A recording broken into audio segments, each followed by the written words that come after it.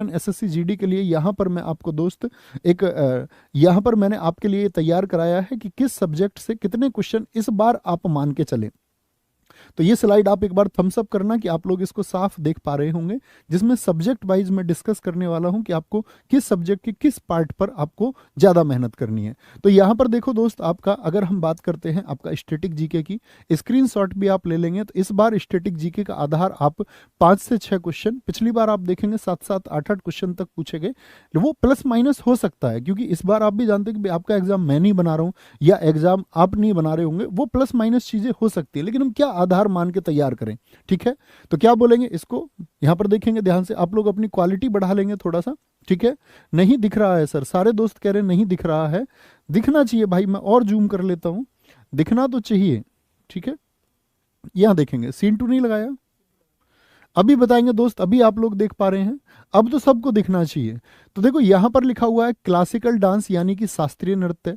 शास्त्रीय नृत्य से मतलब है कि 8 शास्त्रीय नृत्य हैं, उनके प्रतिपादक कौन है, उनका इतिहास क्या है, और उन नृत्यों से संबंधित क्या क्या चीजें हैं, यानी कि जितने भी डांसर है वो सब पूछे जाते हैं आपसे।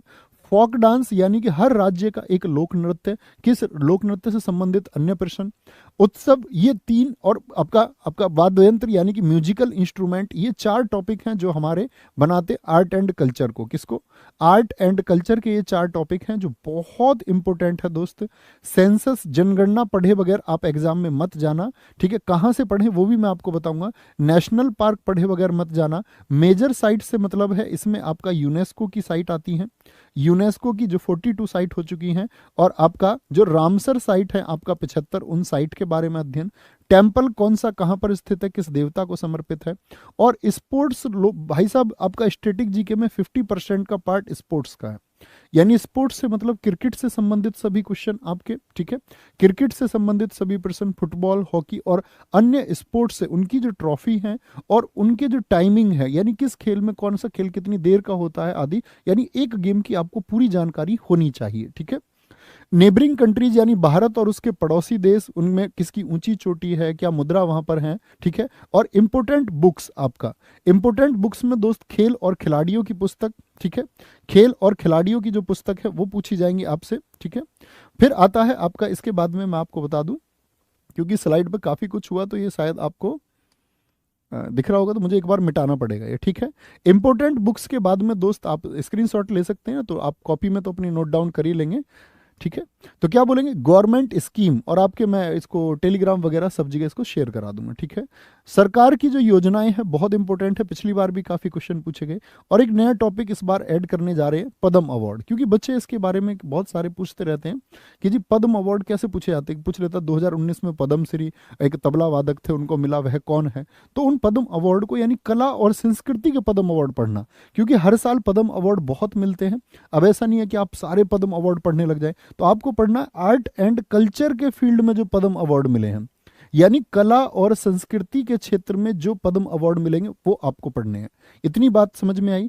बाकी चीजों को आप एस्केप कर सकते हैं या पीछे की तरफ रख सकते हैं दोस्त, बहुत ज्यादा ध्यान, बाकी चीजों को कहने का मतलब है कि ऐसा नहीं है कि छोड़ ही देना है एकदम से, कहने का मतलब है उन पर एक विशेष ध्यान देने की जरूरत नहीं है, विशेष ध्यान इन चैप्टर्स पर आपको देना होगा। इकोनॉमिक्स की अगर हम बात करें, यहाँ पर सेक्टर ऑफ इकोनॉमी यानी अर्थव्यवस्था के क्षेत्र, प्रथम द्वितीय तृतीय, उसमें कौन कौन सा आता है।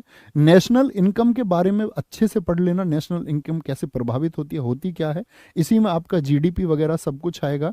और यहाँ पर एक मैंने टर्म लिखी है इकोनॉमिक्स में फुल फॉर्म एसएससी जीडी के एग्जाम के लिए, यानी बैंकिंग की और आपका साथ में फुल फॉर्म जितनी भी हैं। 5 ईयर प्लान, आप देखो पिछली बार इकोनॉमिक्स के जितने क्वेश्चन आए उसमें से 50% क्वेश्चन तो 5 ईयर प्लान से है। लेकिन 5 ईयर प्लान में हम क्या करते हैं, पहली तीसरी चौथी पांचवी योजनाओं को अच्छे से पढ़ लेते हैं। लेकिन अब देखोगे अब क्वेश्चन जो बनते हैं एसएससी पैटर्न पर, वो 11वीं पंचवर्षीय योजना का उद्देश्य क्या था, 12वीं पंचवर्षीय योजना, यानी आपको योजनाओं को बहुत अच्छे से पढ़ना है। बैंकिंग का इतिहास आपको पढ़ना है, बैंकिंग में आरबीआई और आपके जितने नेशनलाइज बैंक है उनको पढ़ लीजिए। बाकी बैंकों के बारे में तो उनकी स्थापना, उनके हेडक्वार्टर क्या, आरबीआई को बहुत अच्छे से जान लेना है। ठीक है, अनएम्प्लॉयमेंट, बेरोजगारी के बारे में। हिस्ट्री की बात मैं करूं दोस्त, आपका यहाँ इकोनॉमिक्स मैंने बताया 1 से 2 क्वेश्चन का आधार मान के तैयारी करना। हिस्ट्री के इस बार आप मान के चलना कि दो क्वेश्चन ही मान लेना, ठीक है, 2 क्वेश्चन का आधार मान के, एंशिएंट, मिडेवल और मॉडर्न। और दोस्त सबसे ज्यादा चांस है आपके मॉडर्न हिस्ट्री से एक क्वेश्चन आने के और एक एंशिएंट हिस्ट्री से क्वेश्चन आने के। बहुत आसान प्रश्न इतिहास से पूछा जा सकता है। मैं भी बात करूंगा कि आप कहां से पढ़ते हैं और कैसे पढ़ सकते हैं, ठीक है। अच्छा जी, इसके बाद में बात करेंगे ज्योग्राफी में। आप दोस्त मैं हमेशा आपसे कहता हूं रिवर्स और ट्रिब्यूटरीज, यानी नदियां और उनकी सहायक नदी। आज ट्रिब्यूटरीज से पूरा ज्योग्राफी एसएससी का इस पर कंसंट्रेट करता है कि ट्रिब्यूटरी से क्वेश्चन पूछ लेता है। बांध कहां पर स्थित है, झील कौन सी कहां पर स्थित है, भारत में मिट्टी के प्रकार, बहुत इंपॉर्टेंट टॉपिक है, आज इसका वेटेज बढ़ रहा है। ट्रांसपोर्ट यानी परिवहन, रेल आदि कैसे चलती हैं, ठीक है, भारत में जो मालवाहक चीजें हैं उनका संचालन कैसे होता है। सोलर सिस्टम में ग्रह, उनके उपग्रह आदि स्थिति, हर ग्रह के बारे में थोड़ा अध्ययन। पृथ्वी के बारे में आपको पूर्ण अध्ययन होना चाहिए कि उसके घूमने की दिशा, ऋतु परिवर्तन आदि सब चीजें, घूर्णन, परिक्रमण, ये आपको पता होना चाहिए। हिल्स, पहाड़ी की मतलब स्थिति, कौन सी पहाड़ी किस राज्य में स्थित है। वेदर, मौसम आपको पढ़ना है एक चैप्टर। और एग्रीकल्चर एंड ग्रीन रिवॉल्यूशन, दोस्त यहां पर एक टॉपिक लिखा हुआ है, आप इसको देख सकते हैं नीचे, एग्रीकल्चर एंड ग्रीन रिवॉल्यूशन। इसका मतलब है कि जो हरित क्रांति हुई, हरित क्रांति से मेरे भाई आज एसएससी के एग्जाम्स में इतने क्वेश्चन पूछे जाते हैं, बहुत भर भर के क्वेश्चन पूछे जाते हैं, ठीक है। तो आपको ये ग्रीन रिवॉल्यूशन बहुत अच्छे से पढ़ लेना है। अच्छा, इसके बाद में बात आती है आपका इंपोर्टेंट आर्टिकल्स की, ठीक है, इंपोर्टेंट आर्टिकल्स की। इंपोर्टेंट आर्टिकल्स यानी कि पॉलिटी में ये सब जानते ही ये पूछा जाता है, लेकिन पॉलिटी का वेटेज आप, मैं बताऊं, स्टैटिक जीके के बाद में दूसरे नंबर पर रखकर चले कि पॉलिटी ऐसा सब्जेक्ट होगा जो दूसरे नंबर पर आपके लिए बहुत इंपॉर्टेंट है। तो एक तो स्टैटिक जीके और एक पॉलिटी को बहुत अच्छे से तैयार करना है। प्रियम्बल, प्रस्तावना को बहुत अच्छे से आपको पढ़ लेना, इससे क्वेश्चन बनता है। सोर्सेज ऑफ कॉन्स्टिट्यूशन यानी संविधान के स्रोत क्या है। फंडामेंटल राइट, मौलिक अधिकार, दोस्त देखो ये मौलिक अधिकार और डीपीएसपी यानी कि जो आपके आर्टिकल 12 से 35 और आपका आर्टिकल 36 से 51 तक, यहां तक आपका अगर पॉलिटी से 3 क्वेश्चन बन रहे हैं तो आप देखेंगे कि 1 से 2 क्वेश्चन तो इसी एक पार्ट से आपके बन जाएंगे, ठीक है। फंडामेंटल ड्यूटीज से एक प्रश्न फिर बनना तय हो जाता है यहां पर। और अगर इस पार्ट को नेग्लेक्ट करेगा तो फिर कॉमन क्वेश्चन आपका प्रेसिडेंट, बहुत इंपॉर्टेंट पार्ट है। पार्लियामेंट्री सिस्टम यानी कि राज्यसभा, लोकसभा को आपको, संसद को पढ़ना है इसमें। और इंपॉर्टेंट अमेंडमेंट, इंपॉर्टेंट ही पढ़ना, बहुत ज्यादा ऐसा नहीं कि आपको बहुत डेप्थ में जाने की जरूरत नहीं है, बहुत विस्तार से पढ़ने की दोस्त जरूरत नहीं है। अगले सब्जेक्ट की हम बात करते हैं आपका करंट अफेयर्स में। भैया क्या करें, तो करंट अफेयर्स दोस्त मैं आपसे कहूंगा कि आप 1 अगस्त से लेकर के 31 जनवरी तक का करंट अफेयर्स अपने एग्जाम में पढ़ के जाना, ठीक है, जिसके आपको करंट अफेयर्स के 2 से 3 क्वेश्चन देखने को मिलेंगे जो इंपॉर्टेंट पार्ट होगा आपके एग्जाम में, ठीक है। तो अब तक किस किस सब्जेक्ट का रेशियो मैंने आपको अच्छा बताया। एक तो आप कहेंगे कि भैया सबसे पहले पर स्टैटिक जीके, फिर उसके बाद में हम रखेंगे वेटेज पर आपका पॉलिटी को, ठीक है। और इन सब चीजों का सॉल्यूशन भी मैं आपको आज ही देने वाला हूं, ठीक है।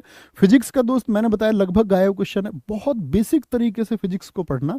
इस तरह से फिजिक्स को आप पढ़ना कि आप 7 दिन में फिजिक्स को पढ़ ले, मतलब 6-7 दिन का टारगेट बना के, बहुत गहराई में जाने की आवश्यकता नहीं है। यूनिट, मेजरमेंट, वर्क क्या होता, कार्य से संबंधित आपका एनर्जी, मान के चलो आपका हम बात कर ले ऊर्जा की, स्थितिज ऊर्जा आपका, अगर हम बात करें आपका गतिज ऊर्जा आदि को पढ़ लीजिए, गति के प्रकार पढ़ लीजिए, ठीक है, शक्ति को पढ़ लीजिए, साउंड क्या इफेक्ट होता है, ये आधे आधे घंटे के टॉपिक हैं। लाइट, प्रकाश के बारे में पढ़ लीजिए, बहुत विस्तार से नहीं पढ़ना, ग्रेविटेशन के बारे में। और ये याद रख लेना, इन्वेंशन, किस चीज का आविष्कार या खोज किसने की, ये बहुत इंपॉर्टेंट टॉपिक है, ठीक है। आगे आएंगे केमिस्ट्री की हम बात करेंगे दोस्त, सारे के सारे क्वेश्चन बने केमिस्ट्री के पीरियोडिक टेबल से। तो पीरियोडिक टेबल, उसके बाद में केमिकल फॉर्मूला, केमिकल नेम, किसी का रासायनिक नाम क्या है, ठीक है। आपसे पूछ लेता है कि भैया खाने के सोडा का रासायनिक नाम क्या होगा, तो आप कहेंगे भैया खाने का सोडा हो जाता है हमारा सोडियम बाइकार्बोनेट, इस तरह से। एसिड और बेस पढ़ना। अब आप कहेंगे भैया केमिस्ट्री में सिर्फ 4 ही चैप्टर, हाँ दोस्त मैं आपसे कहता हूँ सिर्फ 4 चैप्टर आप पढ़ें, बाकी चीजें क्या हम छोड़ दें, हाँ आप मेरे कहने से छोड़ सकते हैं, बाकी आप जानने के लिए कभी भी पढ़ते रहिए। अभी बात एग्जाम की है कि कम समय में किन टॉपिक्स पर फोकस करना है और क्या छोड़ सकते हैं हम, ठीक है। तो इसको फॉलो आप कर सकते हैं किसमें, केमिस्ट्री में, कि आप आवर्त सारणी को अच्छे से पढ़ें, उसको अच्छे से अध्ययन कर ले। आवर्त सारणी आप 2 दिन में बहुत अच्छे से पढ़ सकते हैं, मतलब और उसके बाद में दोस्त बात आती है बायोलॉजी में डिसीज, बीमारी, यानी कि जीवाणु, विषाणु, कवक आदि से। विटामिन, उनके रासायनिक नाम, उनके सोर्सेज क्या हैं, विटामिन ए का सोर्सेज क्या होता है, विटामिन सी जैसे खट्टे फलों से आदि। नर्वस सिस्टम यानी कि तंत्रिका केंद्र को अच्छे से पढ़ें, पाचन क्रिया को अच्छे से पढ़ें, कंकाल तंत्र को एक बार पढ़ लें बेसिक से, और एक बार ब्लड को पढ़ लें। बाकी साइंस का अदर चीज़ें की बॉटनी वगैरह दोस्त आप छोड़ सकते हैं, बॉटनी वगैरह पढ़ना, इकोलॉजी, उन सब की तरफ आप